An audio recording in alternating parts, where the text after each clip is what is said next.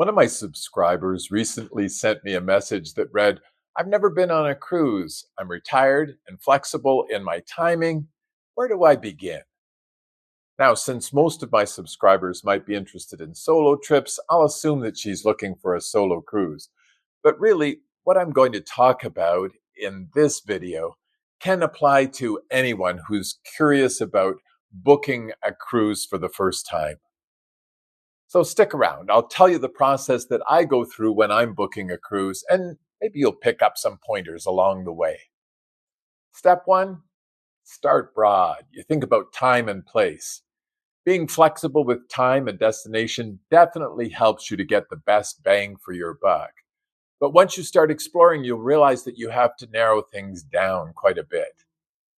Pick a season, or better yet, a month, and a general area. For example, let's say that you want to explore the Caribbean in February. That gives you a manageable place to begin without getting overwhelmed. The first place that I always look is on Vacations to Go. I've booked with them at least 4 times, and I've always found them to be reliable and reasonable to deal with. And even if you eventually book with the cruise line directly, looking at Vacations to Go is a great starting point. Their website is found at vacationstogo.com. If it's your first visit, you'll need to set up a login with your email and password, but that doesn't really commit you to anything. Once you're in, you can start browsing. On the left-hand side of the main page, you can filter for preferred dates, regions of the world, cruise line preferences, number of nights, and departure and arrival ports. There are literally thousands of cruises, so narrowing down these choices is essential to let you explore options. You can always go back and modify your search options later.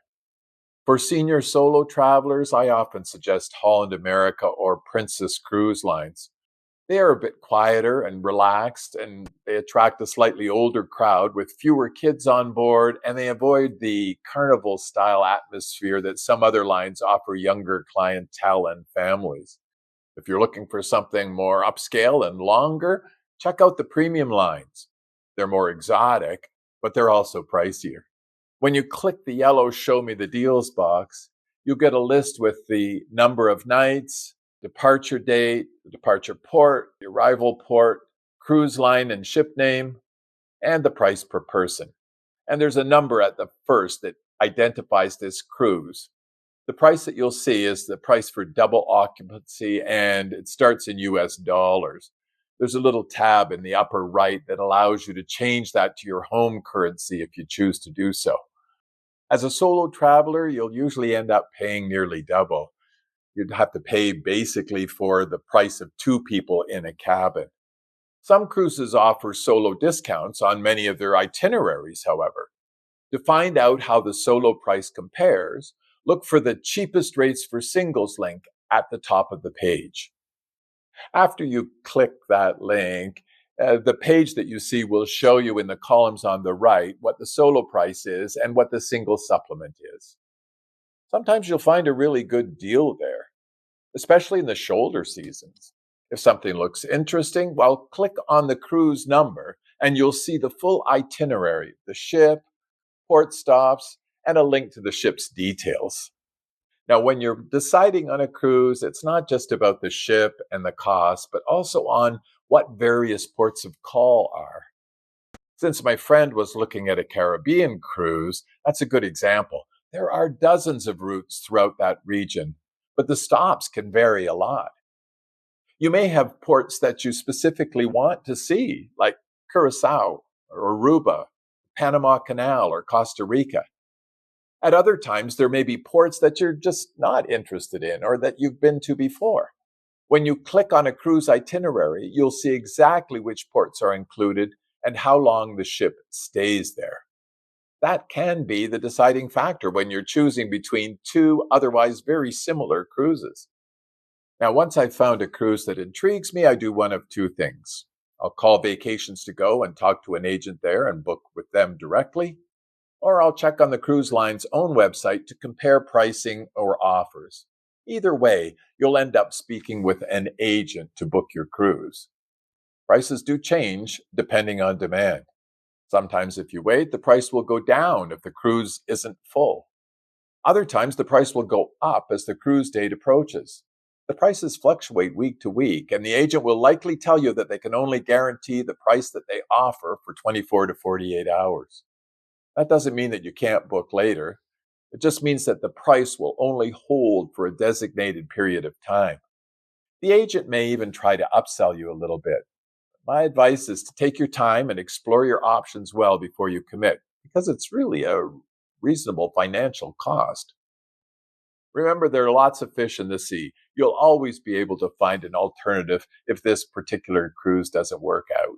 Prices vary whether you want an inside room, a room with a window but no balcony, a balcony room, or a suite.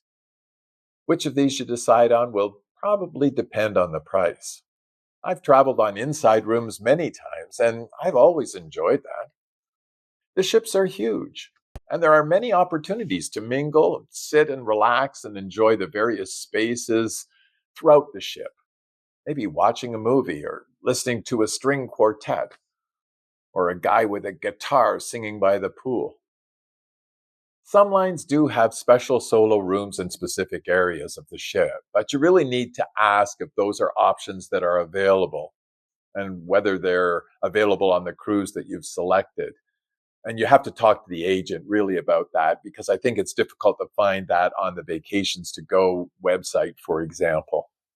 Bear in mind that these are designated solo traveler regions on the ship.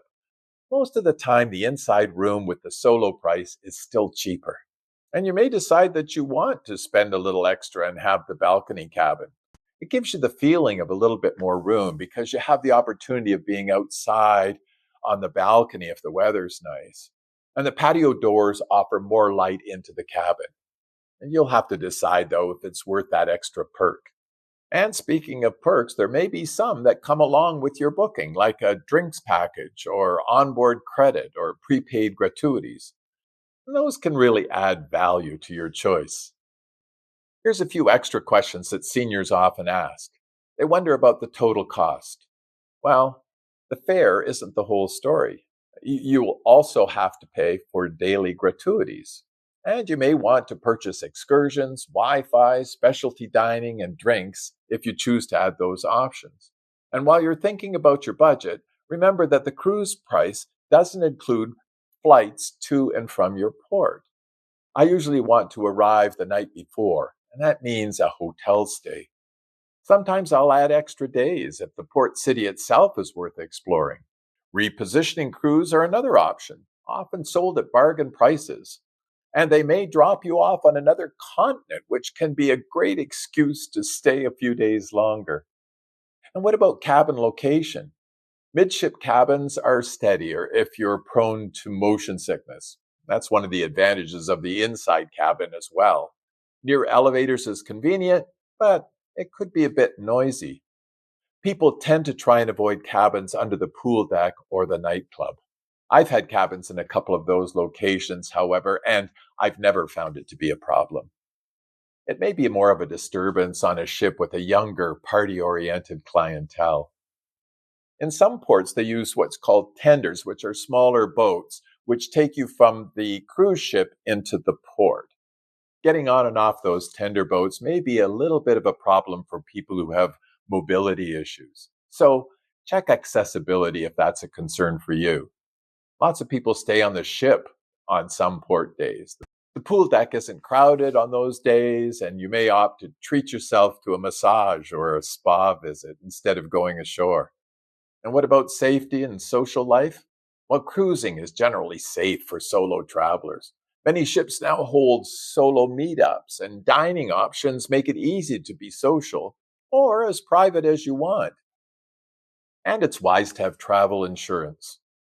Beyond trip cancellation insurance, be sure to consider medical coverage and evacuation insurance since many government health plans just don't cover you when you're at sea. If you do need to cancel your booking, there is usually some cancellation fee which goes up the closer you get to the cruise date. And as I mentioned before, solo pricing is a reality. It's certainly cheaper to share a cabin with a sibling or a friend than to pay the solo supplement.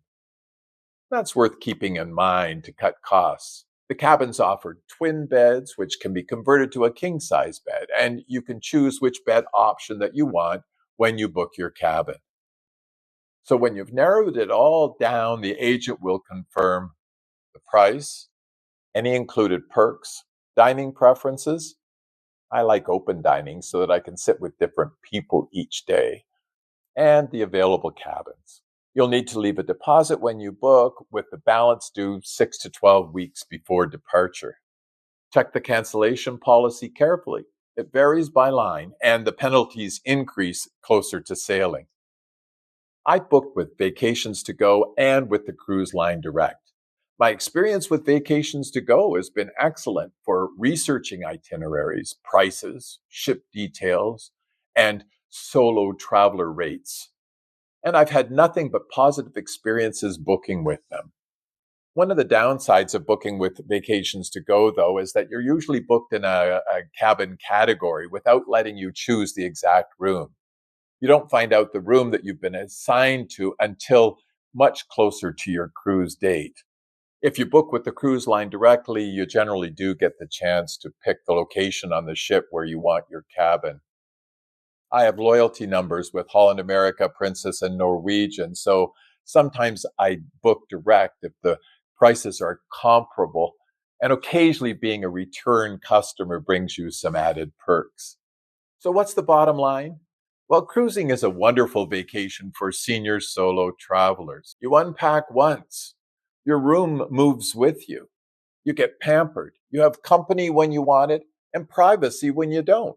You can enjoy shows, lectures, music, or simply people watch with a coffee in hand.